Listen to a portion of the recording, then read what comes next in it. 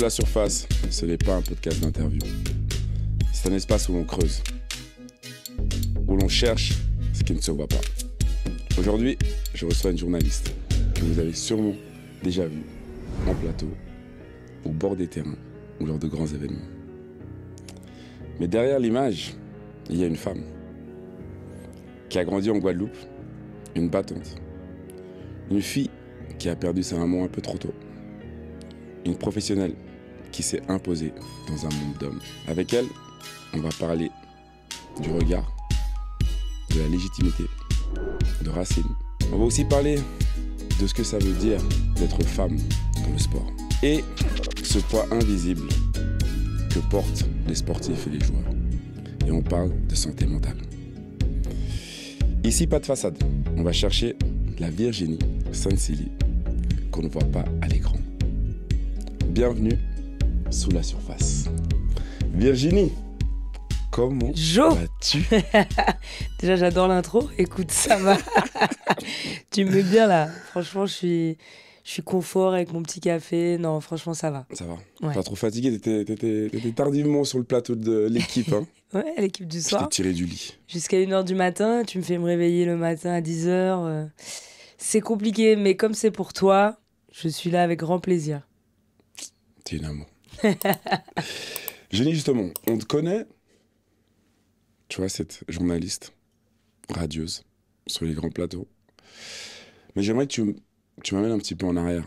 C'est qui Virginie, la petite Virginie, qui a quitté la Guadeloupe, qui était en Guadeloupe, par exemple, quand tu avais 10 ans? C'était quoi tes ambitions, tes rêves, tes envies? Ouais, tu me ramènes loin.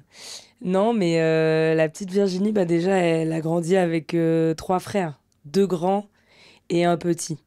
Donc, ça forge un caractère. Déjà parce qu'avec les grands, il y a du respect à avoir. Ça reste des frères, donc ça se bagarre quand même. On va pas se mentir. Et puis avec le petit, on a 10 ans d'écart. Donc, j'avais plus un rôle de deuxième maman alors que j'avais 10 ans. Il est né quand j'avais 10 ans. Et je m'en occupais beaucoup, puisque ma mère travaillait beaucoup. Mes parents étaient déjà séparés, divorcés. Donc voilà, et puis c'était la vie à l'ancienne. Hein. C'est pas la vie que la jeune génération connaît maintenant. Nous, on traînait dans le quartier, on faisait du vélo. Il n'y avait pas de télé, de tablette, de téléphone. Déjà, les téléphones portables n'existaient pas. Clairement. Donc, il y avait les téléphones fixes. Ça va peut-être pas parler à certains. mais non, puis il y avait les copains qui venaient. Toto, excusez-moi, est-ce que Virginie peut venir jouer? C'était comme ça que ça se passait avant. Puis, on n'avait pas de téléphone pour avoir l'heure. Donc, tu jouais jusqu'à ce que tes parents crient ton nom dans la cité. Rentre! Parce que t'avais pas vu que le soleil s'était couché, tu vois. Il clair. est temps de rentrer. Mais non, franchement, j'ai un souvenir d'une enfance assez heureuse. Parce que mine de rien, en Guadeloupe, il fait bon vivre. Hein. T'as le soleil toute l'année. Il fait plus de 30 degrés. Il y a des problèmes. On va pas se mentir. C'est pas tout rose non plus. C'est un paradis avec un enfer caché, on va dire. Tu vois, il y a beaucoup de chômage chez les jeunes, beaucoup de violence, il y a de la drogue dure. Voilà. Il y a des problèmes, comme partout. Mais moi, j'ai grandi loin de tout ça. Entourée d'une famille stable, saine, beaucoup d'amour. Beaucoup d'amour. Donc, non, ouais, j'ai grandi dans un environnement sain. Et tu vois, tu me fais une passe D un petit peu, parce que dans le sens, tu vois, j'avais cette question en tête que je voulais te poser, parce que moi, j'ai eu la chance et le privilège de travailler avec toi. Mais si je devais rencontrer tes proches en Guadeloupe, comment ils te décriraient? Franchement, comment ils me décriraient? Folle. Ah ouais? La folle du bus. Ah, mais vraiment. Parce que je fais tout le temps le clown, je suis toujours là à faire des danses bizarres, j'essaie de faire rire tout le temps, tu vois. Donc vraiment la folle dans ce sens-là, tu vois. La comique de service, quoi. Il me décrirait comme quelqu'un d'ambitieux, je pense. Quelqu'un qui, quand elle a une idée dans la tête, elle l'a pas ailleurs, tu vois. Qui fonce. qui se soucie pas trop du regard des gens. C'est pas trop mon truc, ça. Parce que ce que les gens pensent de moi, pour moi, c'est leur problème, en fait. Mhm. Que ce soit positif ou négatif, hein. D'accord. Ça les concerne eux, au final. Moi, je sais qui je suis. J'ai pas besoin du regard des gens pour savoir qui je suis. Je sais par qui j'ai été éduquée. Mon père, c'est un phénomène, hein.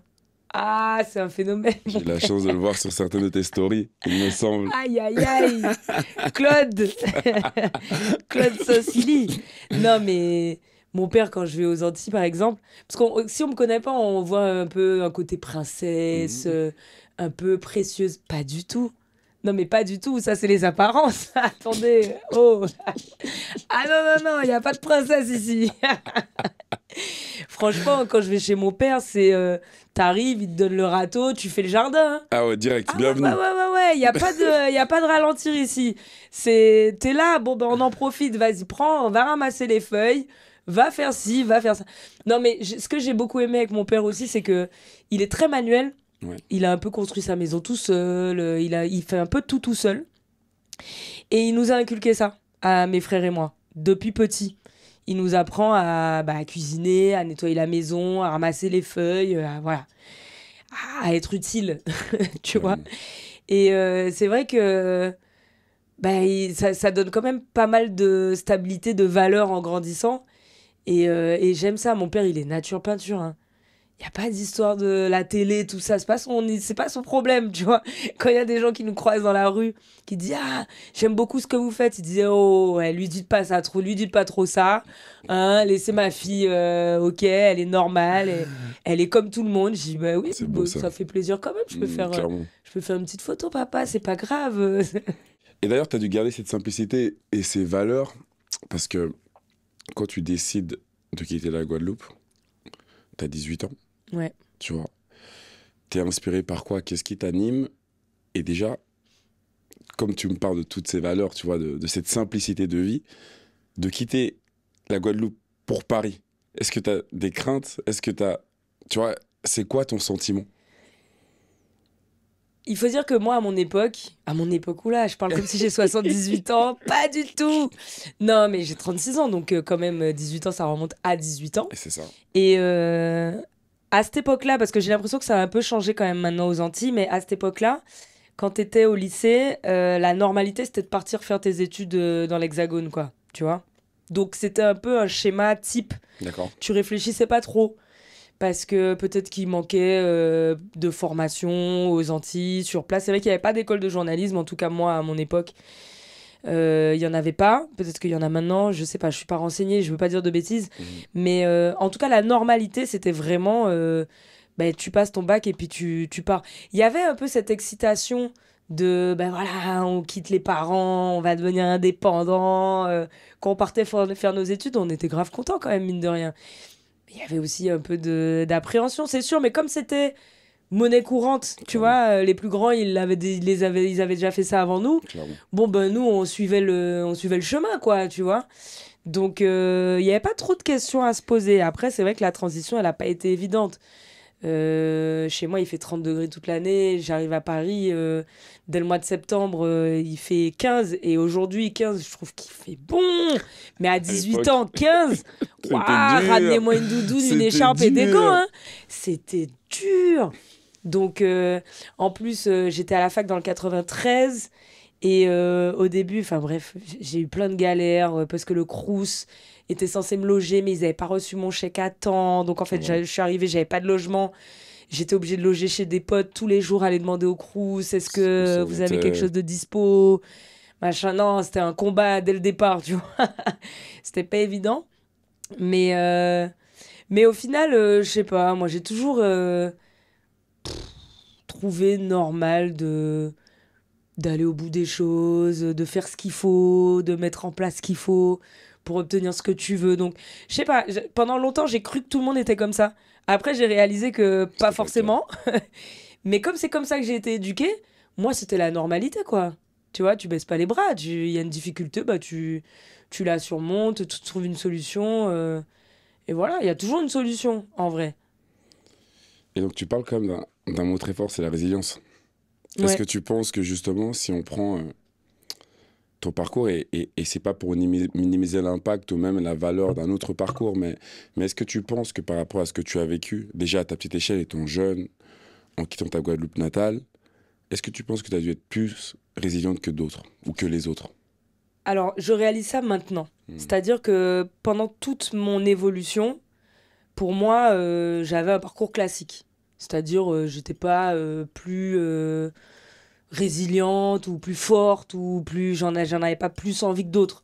Pour moi, j'avais un parcours classique. Et c'est au fur et à mesure que j'avance, que je prends en maturité aussi avec l'âge et que je réalise la difficulté de comment dire, de s'imposer dans un milieu comme celui-là, comme le monde de la télé, parce que moi, j'ai pas toujours été dans le sport. Avant, j'étais à BFM TV pendant 5 ans.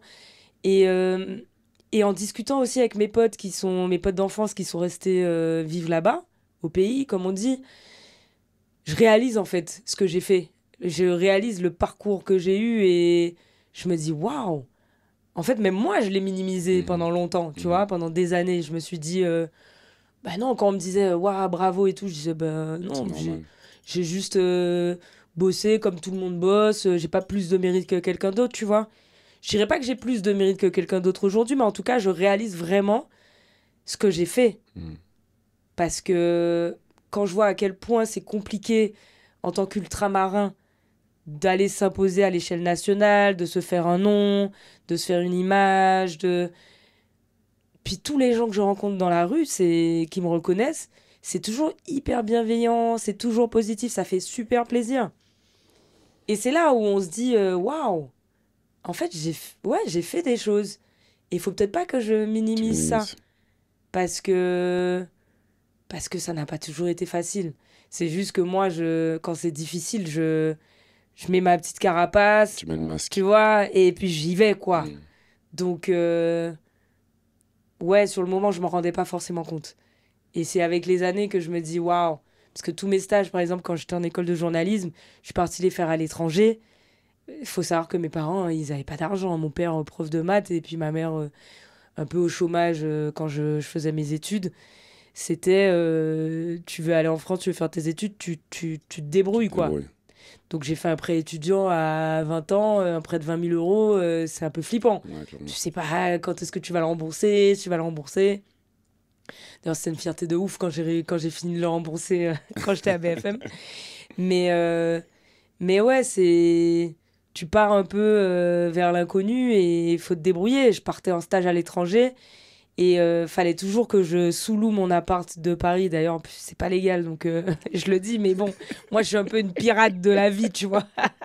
Comme on dit chez moi, débrouillard, pas péché, ça veut dire que la débrouillardise, c'est pas un péché, tu vois. Tant que c'est pour te débrouiller, c'est pas un péché. Ok.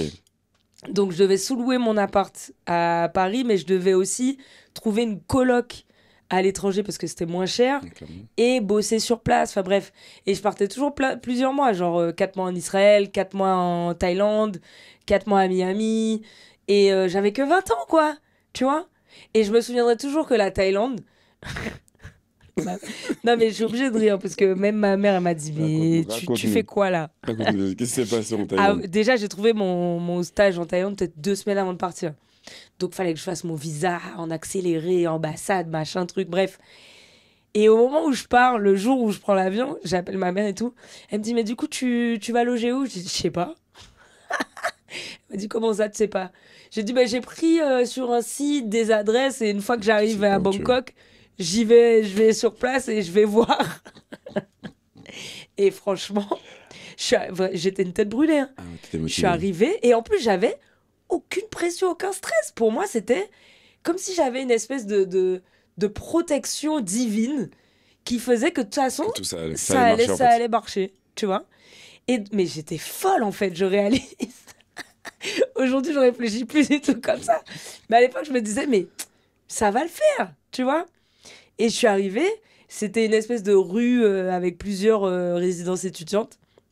J'avais noté et tout. Première résidence, j'arrive. Ils me disent, ah ben non, madame, on prend pas des gens pour 3-4 mois, c'est à l'année. Ok, c'est pas grave, je continue.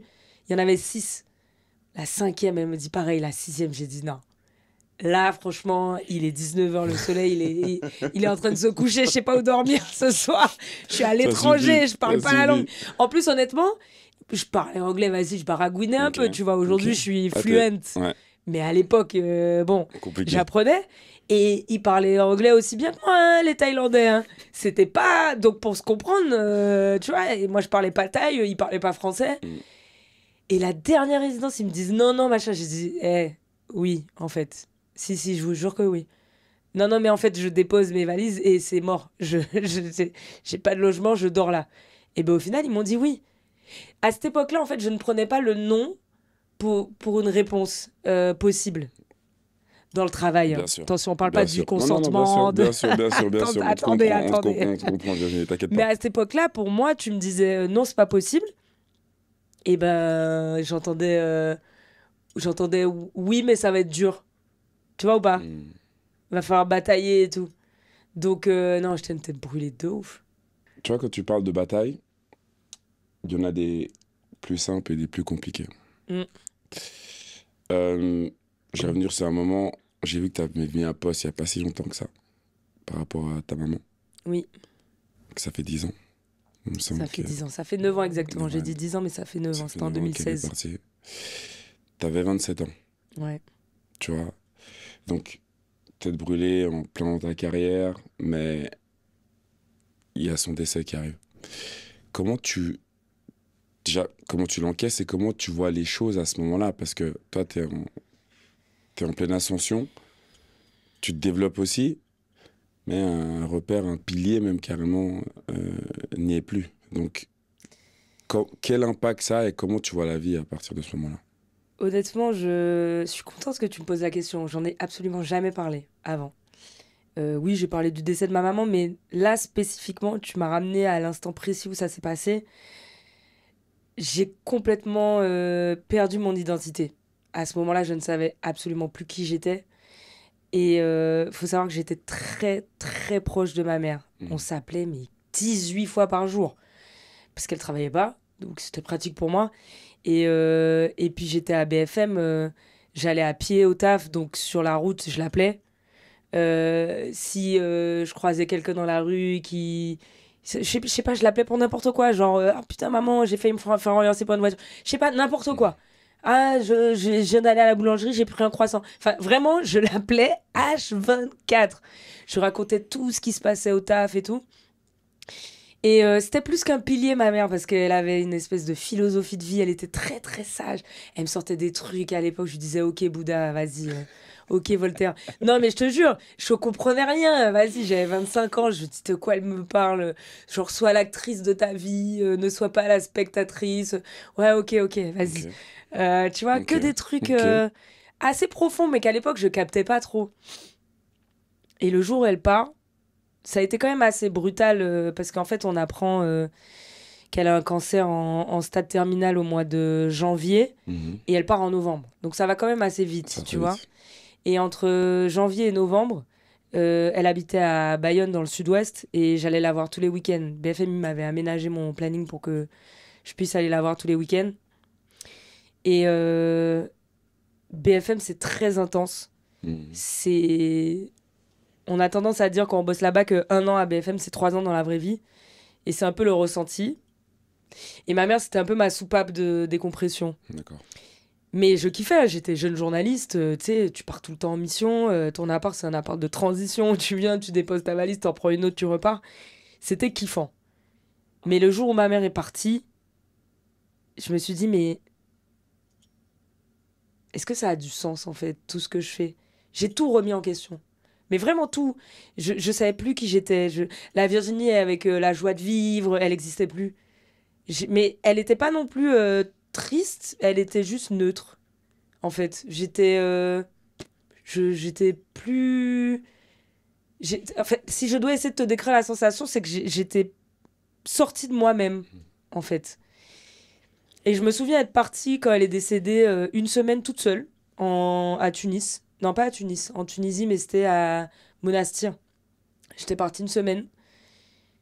Mais j'étais en mode automatique. C'était très bizarre à expliquer. Et puis après 1 semaine, je suis revenue au taf.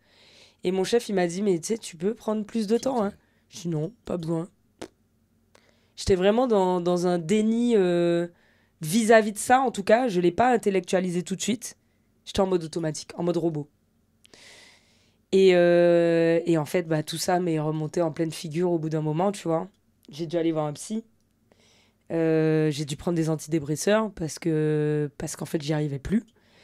J'étais dans un gouffre sans fond et je suis tombée très, très, très bas. Mais tout en continuant à travailler et à faire comme si ça allait. Donc, c'est une période que les gens n'ont pas forcément vue. Moi, je laisse pas trop transparaître les choses. J'aime pas me plaindre, tu vois. J'aime bien me débrouiller toute seule. Et j'ai enchaîné quand même les arrêts maladie, mine de rien, parce que j'y arrivais pas, en fait. J'arrivais pas. Tout était compliqué. Me lever, c'était dur. Des choses simples, hein. Ça me paraissait être une montagne. Genre, tu me disais d'aller à la Fnac acheter un livre. Je pouvais fondre en larmes parce que ça me paraissait waouh, incroyable ce que tu me demandes là. Et sur le moment, je me rendais pas compte que psychologiquement, ça n'allait plus du tout. J'avais complètement perdu pied. Et c'est mon ami, mon petit ami de l'époque, qui m'a dit non, il faut absolument que tu suives une thérapie. En fait, le problème quand tu es en dépression, c'est qu'il y a des moments où tu vas très bien. Il y a des moments où tu vas très mal, mais il y a des moments où tu vas très bien. Donc tu peux pas forcément prendre la mesure de la chose. Et le jour où il m'a dit, où j'allais très mal et qu'il m'a dit, faut que tu ailles en thérapie, j'ai dit oui.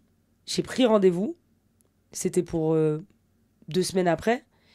Sauf que 2 semaines après, j'allais bien. Donc j'avais plus envie d'y aller. Mais je me suis forcée, j'y suis allée. Mais franchement, j'allais bien.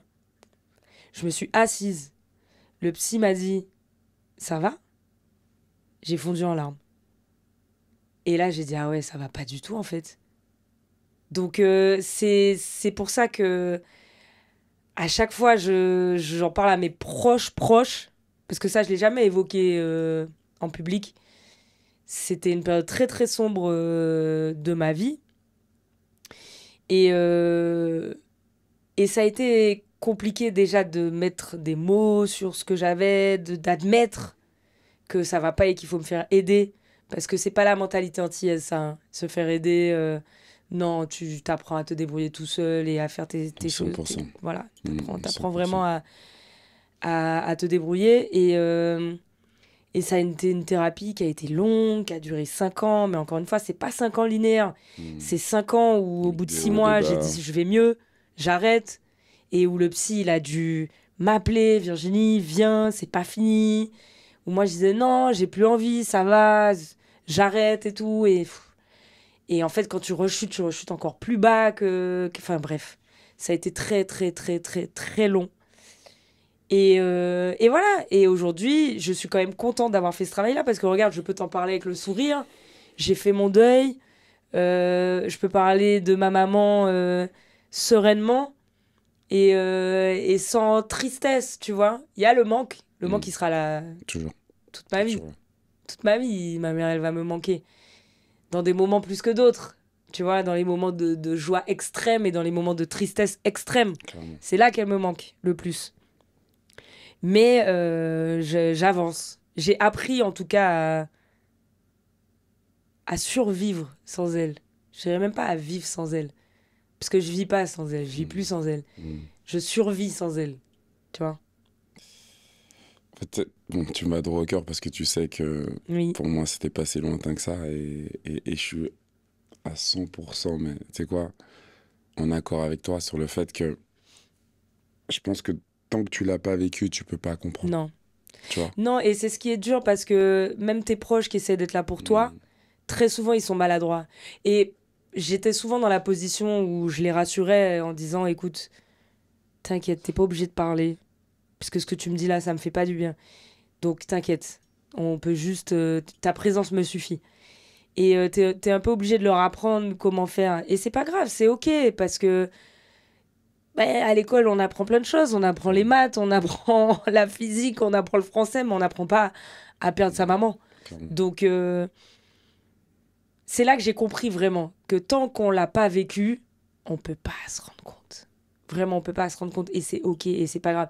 Et je me suis dit, je ne souhaite pas ça même à mon pire ennemi. 100%. Je souhaite à personne de perdre sa maman, ni de perdre son papa, mais je l'ai pas vécu. Donc je peux pas en parler. J'ai C'est pas sûr. envie de parler de ce que je connais pas, mais perdre sa maman, je le souhaite à personne. C'est sûr. Mm. Merci Virginie. On va basculer un petit peu sur ta carrière de journalisme. Tu vois, je pense que c'est aussi important. Et avant de basculer sur le sportif, quel a été ton moment fort dans le journalisme? Tu vois, dans ce que tu as vécu, parce que j'ai vu que tu avais été sur le Crash, par exemple, Ouais. de Eurowings. Tu vois, German Wings, ouais. le German Wings, pardon. Quel est pour toi le moment le plus fort que tu aies vécu en tant que jeune journaliste? Franchement, le ballon d'or de Karim Benzema. Ah, c'est vrai. On va être dans le sport, c'est bien, très bien, très bien. Non, mais honnêtement, si on retourne à ma période BFM, évidemment que j'ai vécu des choses très intenses, mais je pense que mon cerveau a essayé un peu d'oublier dans le sens où c'était très intense, mais très négatif. Tu vois, Tragique, le crash quoi. de Germanwings, c'est quand même un Tragique. pilote qui s'est Ouais, c'est clair. suicidé avec tout l'équipage et toutes les personnes qui étaient à bord. C'est tragique, tu vois. Donc j'étais jeune, c'est vrai, je commençais ma carrière à BFM et j'étais à la caméra à ce moment-là, ce qu'on appelle journaliste reporter d'image, JRI. Et j'étais la seule à être allée en haute montagne pour filmer les images des vestiges de l'avion, quoi, au final. Et à ce moment-là, j'avais comme des œillères. C'était pas Virginie Saint-Silly, la personne, l'humaine, qui agissait, c'était la journaliste, en fait. J'étais très ambitieuse, je voulais être la meilleure dans ce que je faisais. Donc, quand je vais comme ça 1 heure marcher en haute montagne, c'était complètement inconscient, hein, parce que j'aurais très bien pu mourir. Hein. Il n'y avait pas de chemin tracé. Enfin, la neige, elle m'arrivait aux genoux. T'étais déterminée, en fait. Ouais, j'étais déter. Je voulais avoir les images. D'ailleurs, c'est ce qui a fait que derrière, parce que j'étais en alternance seulement à BFM, derrière, ils m'ont pris en CDI direct parce qu'ils se sont dit, oula, elle, ah ouais, c'est ce qu'elle veut, tu vois. Donc j'étais déterminée, mais j'ai aussi couvert beaucoup d'attentats, tu vois, l'attentat de Charlie Hebdo qui m'a énormément touchée en plein cœur parce que c'était des journalistes qui étaient touchés. C'était la première fois qu'on voyait un attentat sur le sol français d'aussi près, en tout cas moi. J'en avais pleuré, j'en dormais pas de la nuit, c'était très compliqué. Et puis après, comme c'est une machine, les attentats se sont un peu succédés en Europe. Donc j'ai fait Nice le 14 juillet, j'ai fait les attentats de Paris, Bataclan, j'étais sur place pendant la prise d'otage. Et pareil, c'est la journaliste qui prend le relais et donc qui filme les gens qui rampaient hors du Bataclan à l'agonie. Tu vois, il n'y a même pas un moment où tu te dis oula, mais Virginie, ça se filme pas en fait ça. Non, tu vois, en fait, t'es dans un tunnel. T'es dans un truc limite malsain. Et pareil, où j'ai fait les attentats de Londres, de Manchester, où là, cette fois-ci, j'étais pas derrière la caméra, j'étais devant à raconter un peu ce qui s'est passé. Et au bout d'un moment, je me suis dit, et j'en ai parlé aussi en thérapie, je me suis dit, mais attends, à partir de quand c'est devenu normal pour toi de décrire un acte aussi horrible sans avoir aucune émotion? Je n'avais plus aucune émotion. Et comment tu t'étais? Voilà, il est venu, il a poignardé tant de personnes et machin et trucs. La caméra s'éteint, je mange mon sandwich, machin. 15 minutes plus tard, c'est reparti, je re-raconte. Et là, j'ai dit non, mais il y a un problème. C'est pas normal en fait ce qui est en train de se passer. Je suis complètement déconnectée de mes émotions, tu vois. Et là, j'ai dit non, j'arrête. J'ai plus envie de ça. Ça me ressemble pas, je suis très très très très empathique, parce que très humaine. C'était pas toi en fait. C'était pas moi. Et j'ai essayé un peu d'inverser le truc en arrêtant le terrain et en ayant une tranche d'infos à moi, donc je présentais. Donc j'ai fait ça pendant 1 an, c'était la petite matinale, mais en fait, fallait que je quitte BFM en fait. J'avais un CDI, hein, T'étais bien. j'étais T'étais en en phase montante en ascension. plus, ouais. Mais tu vois, le fait aussi que ma mère, elle m'a connue à BFM, mais que derrière la caméra. Donc, elle m'a jamais vue face caméra. Ça, c'était un peu aussi mon pincement au cœur de me dire vas-y, franchement, je vis ça pour la première fois où je suis Virginie, face caméra, je fais mon papier, je suis en plateau. Elle a même pas vécu ça. Je prends plus de plaisir. La ligne éditoriale Te plaît pas. me plaît plus. Bon, vas-y, j'arrête en fait. Et c'est là où j'ai décidé de faire que du positif. Et c'est là que j'atterris dans le sport. Parce que bah, déjà, ma mère lyonnaise, l'Olympique lyonnais, j'ai été biberonnée à l'Olympique lyonnais, mais vraiment, hein. Ah, je C'était sais. même pas passion foot, c'était Ouais, passion Olympique je sais. lyonnais, tu vois.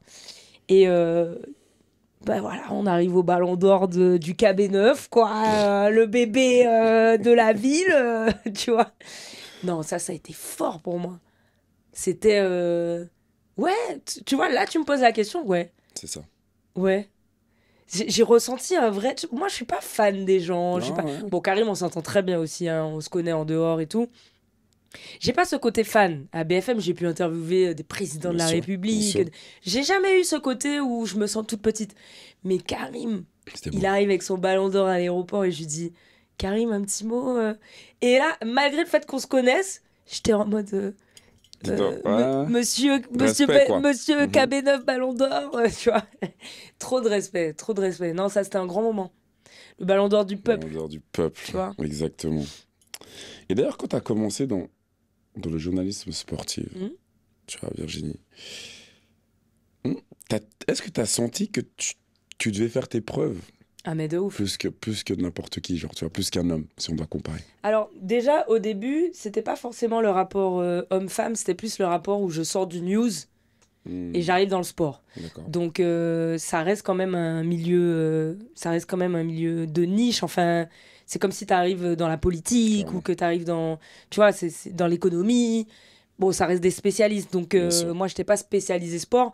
Donc, j'avais un peu ce syndrome de l'imposteur, tu vois, de me D'accord. dire, faut que je bosse 2 fois plus pour être légitime. Moi, je refuse d'arriver Je suis trop perfectionniste et je suis une putain de bosseuse, hein, pardon de l'expression, mais Let's go. je peux pas arriver et être une fraude, tu vois. Donc, déjà, je me mettais la pression de ouf. Mais évidemment, quand t'es une femme, c'est encore pire. Surtout si t'es jolie. Ah, elle se trouve jolie, machin. Bah ouais, les gars, je vais pas dire que je suis moche. Tu vois, hein, appelons un chat un chat. Clairement. T'es une femme, t'es jolie, tu te prends la sauce direct. Parce que t'es là pour ton physique, parce que vas-y que elle, machin, elle a dû coucher pour elle. Bref, Tous t'en les- prends pour ton à grade. 100%. On n'écoute pas ce que tu dis, on regarde si t'es bien coiffé, on regarde si t'as les tétons qui pointent, on regarde... Enfin bref, tout sauf ce que tu racontes, tu vois. Donc il faut travailler plus et... Ouais, avoir une certaine carrure, une certaine posture pour qu'on te prenne au sérieux. Donc, ouais, au début, j'ai galéré un peu, on va pas mentir. La première année à l'équipe du soir, ouais, C'est dur. des fois, je rentrais chez moi en pleurant. Hein. Parce que, en plus, la particularité dans l'équipe du soir, c'est que comme je fais un peu, j'interviens beaucoup sur le foot, mais je fais aussi les résultats des sportifs des autres, Oui. l'actualité sportive Oui. de la journée, Oui. en fait. Ouais. Donc, ça doit être du vélo, du handball, du volley. Et moi, j'arrive dans le sport, waouh! Tu vois, Tu découvres, Pogacar, en fait. par exemple, Ouais, au bien sûr. vélo, ben, je l'appelais Pogacar. Sauf que les mecs qui sont fans de vélo, qui Ils disent, se bah disent. attends, elle sort d'où là, avec son Pogacar là? Tu vois? Et donc, vas-y que ça y allait sur les réseaux sociaux. Clairement. Ouais, machin, ils sont allés prendre une nana parce qu'elle est jolie. Bah les gars, désolé, je savais pas comment prononcer Pogacar quand je suis arrivée. Ça m'empêchait pas de donner sa C'est bonne clair. position, Ça fait partie de ce qu'il a l'apprentissage, c'est fait, sûr. sa performance. Bon, Mm. juste son nom, ben, j'arrivais pas à le prononcer. Clairement. Mais je remarquais aussi que moi, je comprends l'exigence des gens, et c'est normal, et d'ailleurs, je aussi. me l'impose à moi aussi. Donc ça, j'ai pas de problème avec ça. Ce qui me posait problème, c'est de voir que des fois en plateau, les mecs pouvaient se tromper sur des noms, Mais il n'y avait pas de. il n'y avait pas de problème. Ouais. Ça rigolait. Ouais, ah, t'as dit quoi? Ah non, mais ça se prononce pas comme ça se prononce comme ça. Alors que moi, si je me trompais, Tu te faisais remettre en place. ah Virginie, c'est pas possible, hein. On peut pas se tromper, c'est non, non, non, non, non, il faut que... Ah ouais. Et là, je le vivais un peu mal, tu vois. De me dire, ah ouais, d'accord, quand c'est des mecs, il n'y a pas de souci. Mais quand c'est moi, voilà, c'est un drame, quoi, tu vois. Et ça, ce genre, tu vois, parce que là, je me posais la question, donc est-ce que tu as, parce que là, tu m'en parles d'un, mais est-ce que tu as genre ce genre de souvenir précis où en fait, on te regarde pas en tant que journaliste, mais en tant que journaliste femme? Tout le Tu vois, temps, en tu fait, c'est rigoles tout ou le temps, en quoi? fait, hein. C'est tout Mais le c'est temps. tout le C'est à temps. chaque moment. Donc en fait, Déjà, un exemple simple, et ça me fait très plaisir, hein, les compliments. Hein. Je reçois, franchement, jamais d'insultes. ok, J'ai de la chance pour ça. ok, Enfin, je sais pas si c'est de la chance, mais en tout cas, sur mes 10 années de journalisme, j'ai dû avoir un message un peu injurieux, tu vois. ok. Je reçois que des compliments. Mais ne serait-ce que les compliments, c'est toujours ah, vous êtes très belle. Je m'en fous Ouais, c'est pas, t'as d'être belle, été. Ouais, ouais, tu vois. ok, Ça ok. me fait plaisir. Merci les gars, c'est flatteur. Mhm. Et les filles d'ailleurs, c'est cool. Ça fait toujours plaisir. Mais c'est pas ça qui m'intéresse.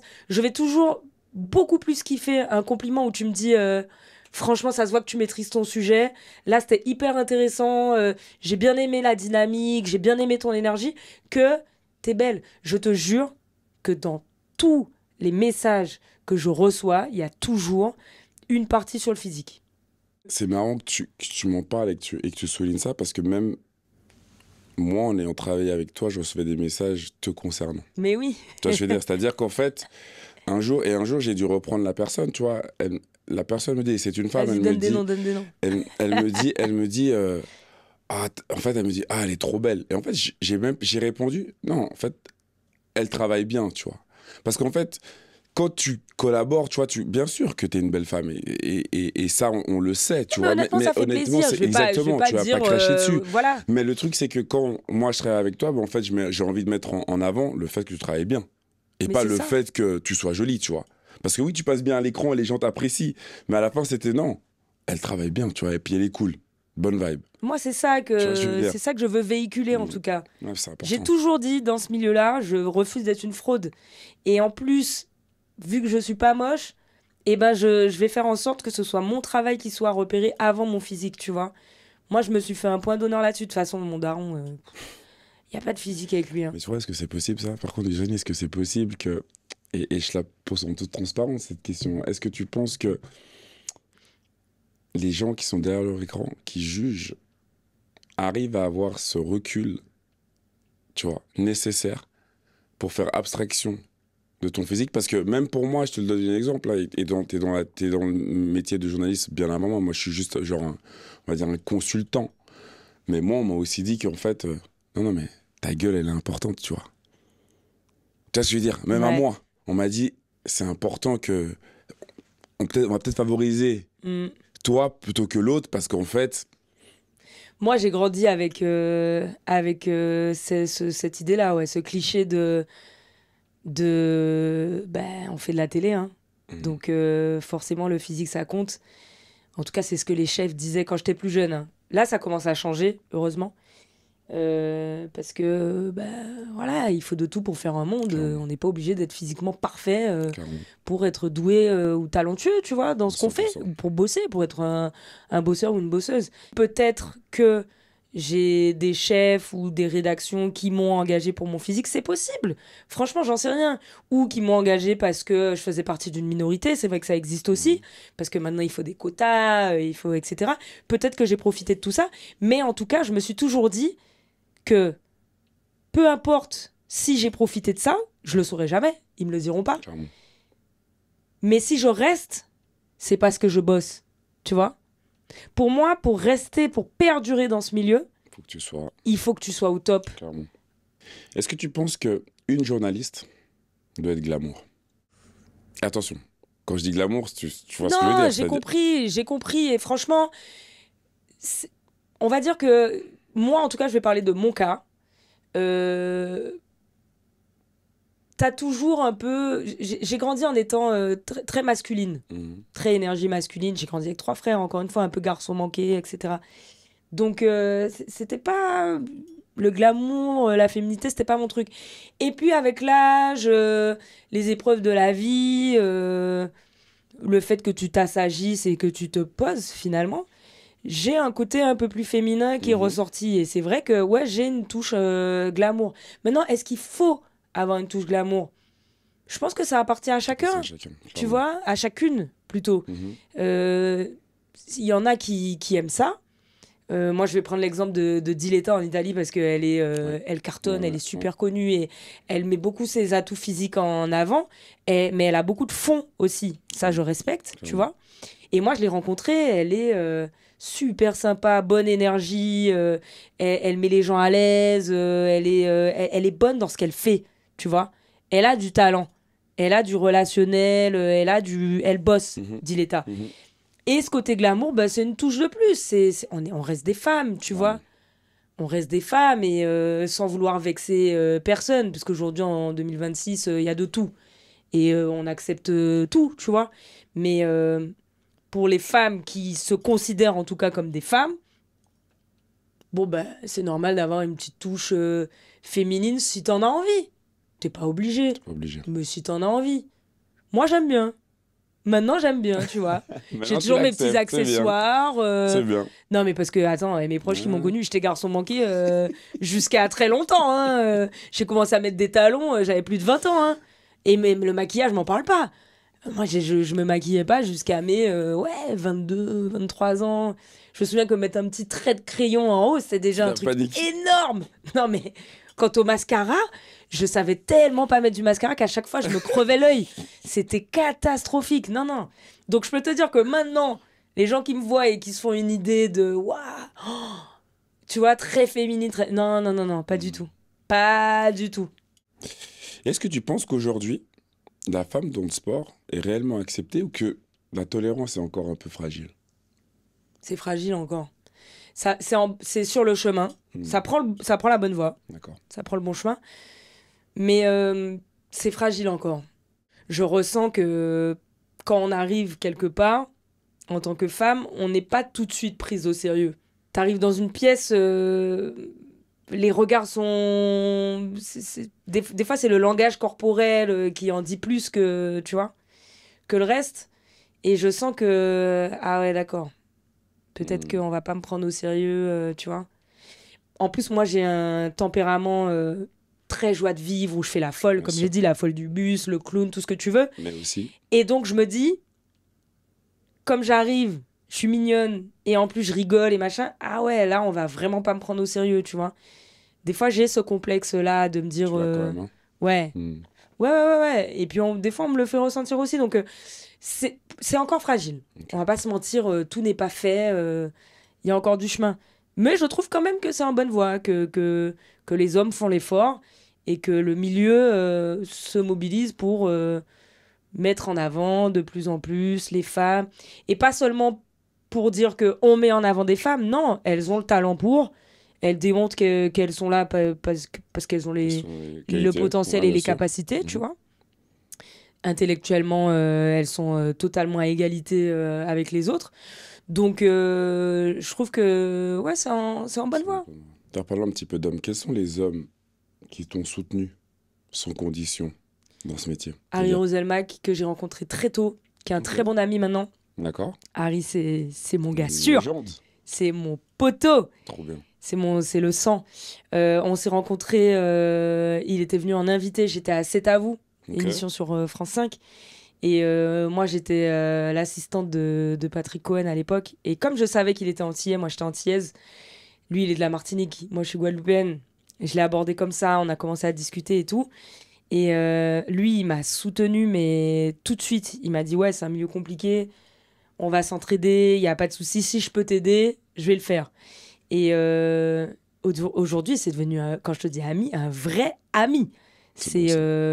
Tu vois, il vient régulièrement à la maison, je vais régulièrement chez lui avec sa compagne, j'ai rencontré ses enfants. Enfin, Harry, c'est vraiment mon gars sûr.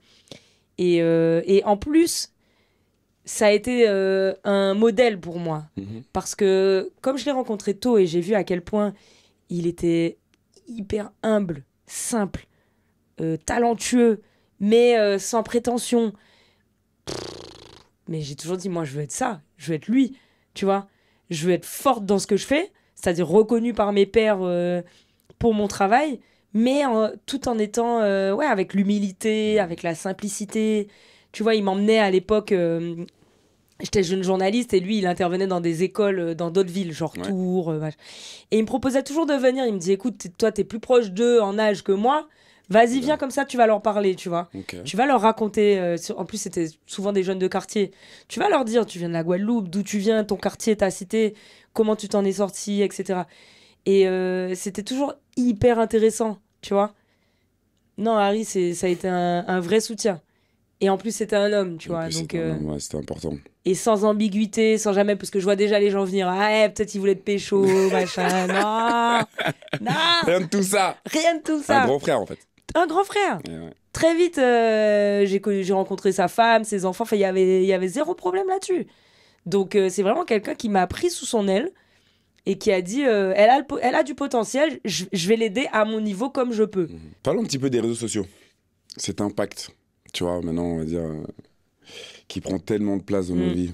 Quelle relation tu as avec les réseaux sociaux et déjà, aussi quel impact peut-être négatif ou positif t'as pu en vivre, tu vois, du sens où tu l'as dit un petit peu auparavant, que les messages sont souvent bons, mais plus sur le physique. Mais est-ce que tu as déjà eu des messages, genre, par exemple, le message atroce dont tu n'as pas forcément été dans les détails, c'était quoi? Bon, déjà, mon rapport aux réseaux sociaux, il a évolué.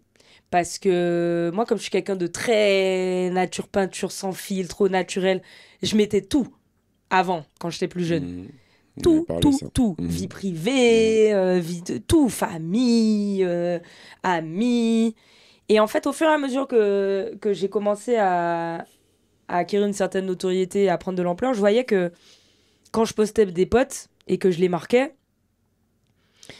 il y avait souvent plein de gens qui s'abonnaient à eux, mais pas forcément pour les suivre. Ils s'abonnaient à eux pour voir, parce que c'est des proches très proches, Qu'est-ce que tu pour faisais me voir à travers. travers les comptes de mes proches. Waouh. Et en fait, quand j'ai commencé à réaliser ça, j'ai arrêté de marquer mes proches et j'ai arrêté de les mettre tout court. Waouh. Ce qui a été compliqué au début à expliquer, parce que moi, je suis un peu une génération hybride, où on n'a pas grandi avec les réseaux sociaux, tu vois, c'est apparu sur le tard. Donc, on a dû apprendre à apprivoiser le truc. C'est pas comme les générations de maintenant qui sont nées avec dans la main, quoi, tu vois. Mais j'ai des potes qui se fâchaient carrément que je les poste plus, tu vois. Et j'avais beau leur expliquer, ils disaient, ouais, mais tu te la racontes, ça y est, T'as changé. t'as T'as quelques changé. abonnés, t'as changé. T'as changé. Je dis, ben non, les gars, vous vous rendez pas compte. J'essaie quand même de me préserver un minimum.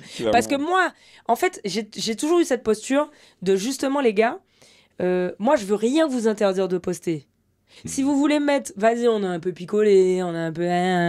Vous voulez me filmer, vous voulez me poster, j'ai pas besoin que vous me demandiez ma permission. Mais par contre, ça reste entre nous. J'ai pas envie que des gens qui me suivent s'abonnent à vous pour voir ce genre de contenu. Tu vois, 100%. c'est entre nous en fait, les gars. Donc ouais, je préfère préserver ça. J'ai plus envie de forcément vous marquer, qu'on sache vos noms, que tu vois.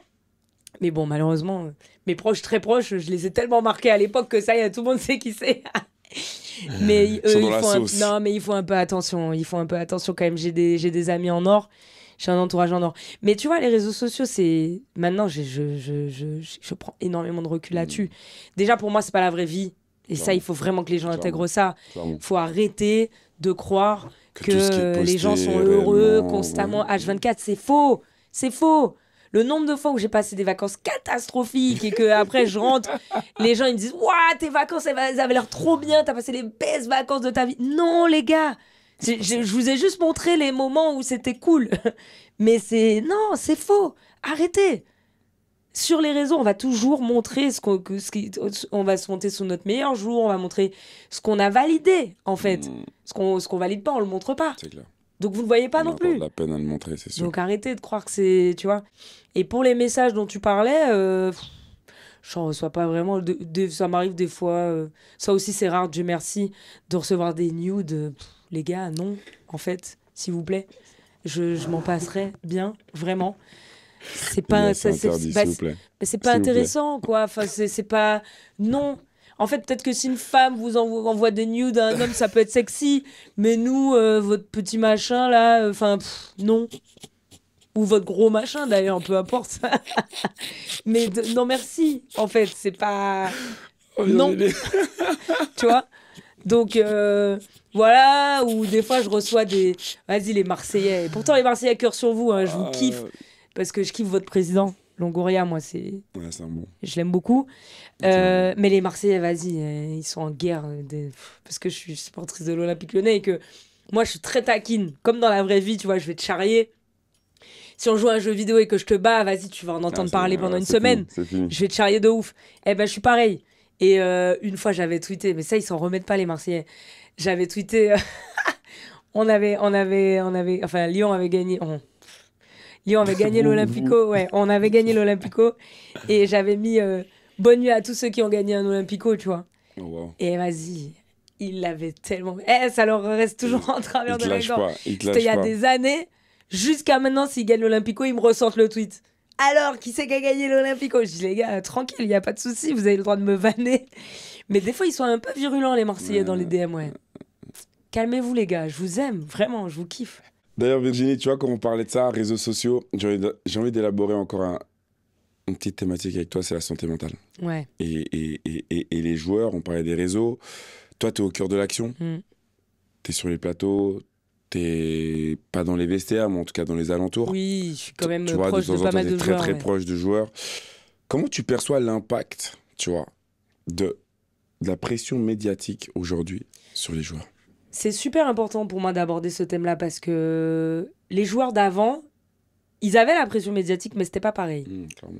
Une fois que tu rentrais chez toi, il n'y avait pas les réseaux sociaux, il n'y avait pas des gens qui allaient te filmer au resto, il n'y avait pas des gens qui allaient te filmer en boîte de nuit, il n'y avait pas tout ça. C'est à double tranchant parce qu'il y en a qui sont contents, on va dire qu'il y a des joueurs qui sont pas niveau ballon d'or, mais qui vont être connus sur les réseaux pour X ou Y raison, parce qu'ils sont drôles, parce qu'ils parlent bien, parce que ci, parce que ça. Donc il y en a qui profitent un peu de ça. Clairement. Alors qu'avant, si tu faisais pas la une de l'équipe, on te connaissait pas. Personne. Tu vois. Mais c'est à double tranchant. Et faut rappeler quand même que les joueurs de foot, dans la plupart des cas, ils sont très jeunes. Ils sont très très jeunes. Donc ils n'ont pas encore la maturité nécessaire pour prendre du recul. On va leur dire t'es le meilleur, et il y en a, ils vont croire vraiment qu'ils sont les meilleurs. On va leur dire t'es le plus nul, il y en a qui vont vraiment croire qu'ils sont les plus nuls. Tu vois, il y en a qui arrivent à se mettre un filtre et à dire les réseaux sociaux, ce que les gens disent, machin. Et il y en a que ça impacte réellement, en fait. Après un match, tu te prends une flopée d'insultes, mais ça va loin, ça va dans les menaces de mort, ça va dans des tweets racistes, si t'es racisé. Franchement, c'est dur. Et à chaque fois, des fois, je parle avec des collègues de ça et qui même eux peuvent être virulents dans leurs paroles, dans leurs propos. En disant, attends, t'as vu combien il est payé? Moi, j'en ai rien à foutre. Je dis, mais arrêtez. Même si t'es payé Watt 1000 par mois, tu restes un être humain, en fait. Il y a ta famille qui voit ça. Donc, moi, le problème, en fait, les joueurs, je trouve que, comme ils sont, je les appelle souvent les handicapés de la société, mais dans le sens où ils ont des handicaps au niveau des relations sociales. Et c'est la société qui crée ça. Voilà pourquoi j'utilise ce terme-là. Je manque de respect à personne. C'est juste que quand tu es enfermé dans une bulle très jeune, que tu gagnes beaucoup d'argent très jeune, et que du coup, soit tu es un peu l'enfant roi, ta famille n'ose pas te contredire parce que des fois tu vas subvenir à leurs besoins. Tes amis ne vont pas te contredire parce que tu vas payer les vacances en business class. L'entourage, c'est tellement important. Il y a tellement de jeunes talents, des pépites qui sont tombés dans l'oubli et dont on ne connaîtra jamais le nom à cause de ça, à cause de l'entourage, tu vois. C'est pas évident, franchement. Puis les filles qui gravitent autour, c'est pas facile non plus. Leur rapport à la femme est biaisé aussi.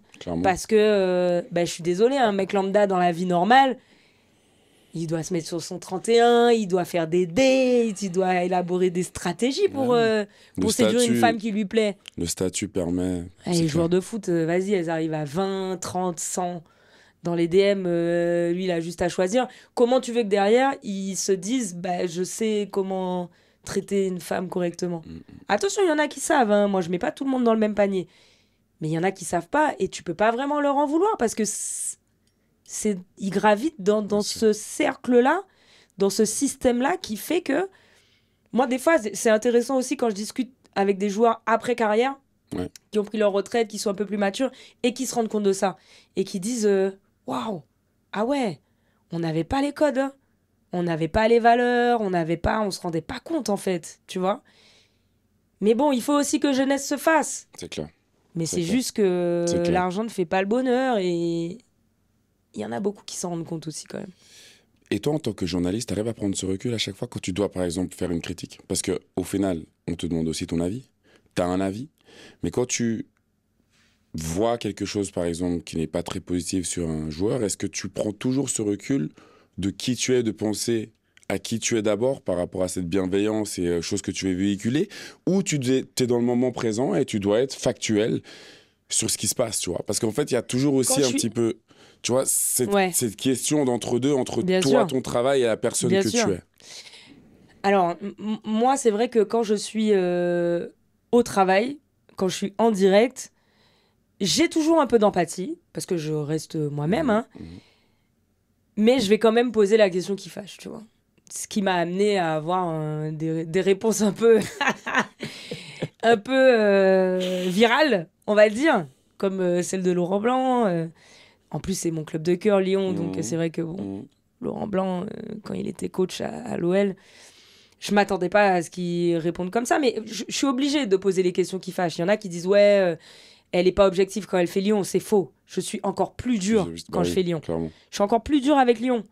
Donc ça, c'est pas vrai. Et on va jamais trouver un moment où j'étais pas contente, j'avais pas le sourire pour l'équipe qui avait battu Lyon, ou parce que j'étais en direct. Et voilà. Après, quand je suis chez moi, c'est autre chose. C'est autre chose. Quand je suis dans le perso, dans le privé, là, c'est différent. Mais dans le travail, j'ai toujours cette objectivité quand même. Maintenant, c'est vrai que quand je passe en off, c'est-à-dire hors caméra, je vais toujours avoir ce côté pédagogique avec les joueurs, ouais. Okay. Je vais toujours leur dire, je t'ai posé cette question-là, mais c'est parce que ça. Je trouve que ça. Peut-être que, voilà, des fois même, je leur donne des conseils. Tu sais quoi, si je te mets en difficulté, si on te pose des questions comme ci, comme ça, hésite pas à répondre comme ci, comme ça, parce qu'il y en a beaucoup qui ont très peur des caméras, et je comprends. Je comprends. Tu as toujours peur de mal parler français ou de sortir un mot qu'il faut pas. Il y en a à qui ça a porté préjudice. Donc, l'exercice de la caméra, il n'est pas évident. On est là, on les juge, mais c'est pas évident d'être à l'aise devant une caméra, tu vois. C'est un métier, mine de rien. Donc, c'est sûr. Mais oui, c'est des skills de communication. Donc, c'est pas donné à tout le monde. Mais moi, très souvent, ouais, ça m'arrive avec les joueurs dont je suis proche, avec qui je communique bien, avec qui j'ai noué des relations, parce que dans le métier, je vous vois venir. Non, mais même les hommes, hein, ils nourrissent des relations avec les joueurs, attention. Parce qu'on est obligé pour avoir des infos vestiaires, ou même pour suivre l'évolution d'un joueur, pour faire des articles, obtenir des interviews et tout, t'es obligé de nouer des relations amicales. Donc, y en a avec qui, ouais, je suis très bien. Et je discute souvent avec eux de l'aspect psychologique. À chaque fois, je leur demande, mais toi, comment tu vas ? C'est important. Comment tu vas dans tes journées ? Est-ce que ça se passe bien ? Tu vois, avec ta maman, avec ta famille, comment ça se passe, etc. etc. Je leur pose toujours des questions qu'on leur pose pas, en fait. Et c'est aussi pour ça que... Puis moi, je viens d'un quartier, donc... on a un langage commun, on a des codes en commun. Même si je suis plus âgée qu'eux, on se comprend, on se sait en fait. Je vais jamais faire une critique pour rien. Je vais toujours t'expliquer pourquoi j'ai dit ça, pourquoi j'ai pensé ça, et je suis toujours ouverte à la discussion, tu vois. Donc si tu pouvais changer quelque chose dans le journalisme sportif. Dans le journalisme sportif. Qu'est-ce que ce serait ? Tu vois, dans le sens où tu parles de tellement de choses, de belles valeurs. Mais si on pouvait changer quelque chose aujourd'hui, ce serait quoi ? Peut-être amener un peu plus de cœur, un peu plus de douceur et de sensibilité, tu vois. Peut-être ne pas défoncer les mecs parce qu'ils ont fait des mauvais matchs. Peut-être qu'il a fait un mauvais match parce que ce matin, sa femme était malade, ou son enfant toussait, ou et qu'il n'a pas dormi de la nuit. Enfin, j'en sais rien. On est humain. en fait. On a le droit de pas toujours être parfait. Après, je comprends, c'est les valeurs du sport, c'est toujours se surpasser, c'est toujours donner le meilleur de toi-même. T'as pas le droit d'être faible, t'as pas le droit de pas aller bien. Et moi, justement, si on pouvait changer quelque chose, et c'est le message que je vais véhiculer, c'est que c'est OK de pas aller bien des fois. Et c'est OK de moins bien performer des fois, tu vois. Mais c'est vrai que dans ce milieu-là, il y a tellement d'argent qui véhicule, qui tourne et il y a tellement d'enjeux que les mecs sont convaincus qu'ils n'ont pas le choix. Et d'ailleurs, les journalistes vont dans ce sens-là. Parce que dès qu'un mec fait un mauvais match, c'est chaud, il se prend il se prend une saucée, hein. C'est clair. Donc je comprends qu'il y ait aussi beaucoup d'émotions, donc de tension, mais je pense qu'il faut un peu plus d'humain, un peu plus de cœur. Voilà. C'est ce que je dirais. Virginie, c'est quoi un petit vrai ou faux? Allez, vas-y. Hein? Vas-y. Rapide. Vas-y. Tu es plus stressé en plateau que lors d'un direct terrain? Terrain. Terrain? Okay. Ouais, parce que terrain, tu t'interagis. Il y a toujours des choses que tu peux pas prévoir. Plateau, vas-y, tout est calculé, réglé, timé, même si c'est du direct. Alors que sur le terrain, un peu plus de... Okay. Faut pouvoir réagir si jamais il y a quelque chose à laquelle tu t'attendais pas. Bah, Laurent Blanc, typiquement. Tu vois. Vrai ou faux? Tu cries devant un match comme une supportrice quand tu n'es pas à l'antenne? Mais vrai de ouf, c'est catastrophique. Franchement, il y a un mec, il fait un bon match. Les 5 premières minutes, je suis capable de dire « Ouais, c'est le meilleur joueur du monde !» La minute d'après, il rate une occasion. Je dis « Mais il faut qu'on le vende au prochain mercato, c'est pas possible !» Non, je suis la folle du bus, je vous ai dit. Vraiment. Virginie, vrai ou faux? Tu as déjà pensé à tout plaquer pour une vie simple en Guadeloupe? Mais alors, pas en Guadeloupe, ok, mais loin. Genre, d'accord. Tu vois, complètement... de nature perdue dans une prairie avec des chevaux. Ouais. Pas mal. Ouais, vraiment. Ah ouais? Ou inconnu au bataillon. Ouais. Mais finalement, je me suis dit, je me ferais chier, donc j'ai oublié l'idée. J'ai laissé tomber. Mais pour quelques mois, ouais. Tu vois. Non, mais je suis trop hyperactive en vrai. Je suis trop hyperactive. Mais Jenny, vrai ou faux? Ton rêve secret n'a rien à voir avec le journalisme. Ouais, vrai. Ah ouais? Ouais. Mais c'est un secret, je peux pas te le dire. Ah, justement, j'aurais pas dû poser cette question. Bien joué. Jenny, un petit mot pour une petite fille qui voit cette interview, cet échange et qui rêve d'être journaliste. Qu'est-ce que tu transmets? Qu'est-ce que tu partages? Si tu rêves d'être journaliste, déjà, il faut vaincre ta timidité. Si t'es timide, il faut être curieux. Faut toujours aller au-delà. Faut pas trop avoir d'ego, je trouve, moi. En tout cas, parce que des fois, tu vas être confronté à des situations pas évidentes. On va te dire non sèchement, ou on va être méchant, etc. Donc, faut savoir mettre son ego de côté. Faut pas hésiter à créer du contact. Et respecter les petites mains. C'est important, ça. Quand je parle de petites mains, je parle des caméramans, je parle des preneurs de son, je parle des gens qui s'occupent des lumières, je parle des chefs d'aide à l'édition, je parle à l'oreillette, je parle de tout ça, la maquilleuse. Parce que la télé, c'est pas que nous. Hein. Là, le mec qui est à la caméra, s'il n'a pas décidé d'appuyer sur le bouton, t'es nulle part.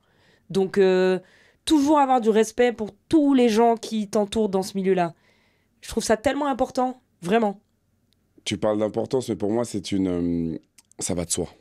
Oui, pour toi, mais pas pour tout le monde. Exact. Je te dis, on est encore dans un milieu très égocentrique, faut pas se mentir, où beaucoup de monde se regarde. Et moi, je conseillerais de toujours rester soi-même aussi, toujours rester naturel. Moi, je suis exactement pareil dans la vraie vie qu'à la télé. Donc, je me crée pas de personnage ou sans fil, je suis comme ça. Pour moi, c'est le conseil que je donnerais, c'est ne pas se laisser influencer aussi, ne pas prendre les choses personnellement, ne pas se décourager trop vite parce que c'est un milieu qui est dur. Donc, tu vas prendre plein de noms et tu auras plein de portes fermées avant d'avoir la porte ouverte, tu vois. Moi, je dis souvent, si la porte elle est fermée, il faut passer par la fenêtre, tu vois. Mais non, mais c'est vrai. faut s'attendre à ça, faut dire la vérité. C'est clair. Si tu me dis de parler à une petite fille qui voudrait le C'est faire, sûr, il faut c'est qu'elle le sûr. sache. Moi, j'ai pleuré, j'ai eu des non, j'ai eu des refus de stage, j'ai eu des refus de... Voilà, ça n'a pas été facile comme ça, hein. Et j'ai toujours dit que c'est un filtre naturel de la vie, c'est toi et ta résilience. Il y a plein de journalistes qui auraient pu être des journalistes excellents, mais qu'on découvrira jamais parce qu'ils ont arrêté. Parce qu'à la deuxième demande de stage, on leur a dit non. Et maintenant, il faut autre chose. Voilà. Vivi, Virginie, merci. Merci à toi, Jo. Merci pour ce partage. Joanne. Et j'aimerais juste rappeler une chose. Ici, on ne parle pas seulement de carrière, d'image ou de résultats. On parle de ce qui reste quand les caméras s'éteignent. Et là, c'est ce qu'on a vu. Et je t'en remercie. Et on a parlé de la femme qui s'est imposée où on ne l'attendait pas. De la journaliste qui observe, mais qui ressent. Et ça, c'est important de le souligner. Il faut ressentir. De l'être humain qui, comme chacun de nous, avance avec ses forces et ses failles. Sous la surface, c'est ça, en fait. C'est ça qu'on veut partager. Rappelez qu'au-delà des rôles, des postes et des apparences, il y a toujours une histoire plus grande, plus intime. Merci à toi qui nous écoutes. Et rappelle-toi, la vraie profondeur ne se voit jamais au premier regard. Donc, continuez à creuser. D'accord ? Continuez à creuser et prenez soin de vous. Merci pour l'écoute. Merci Virginie. Merci, Jo. Parfait. Conclusion parfaite.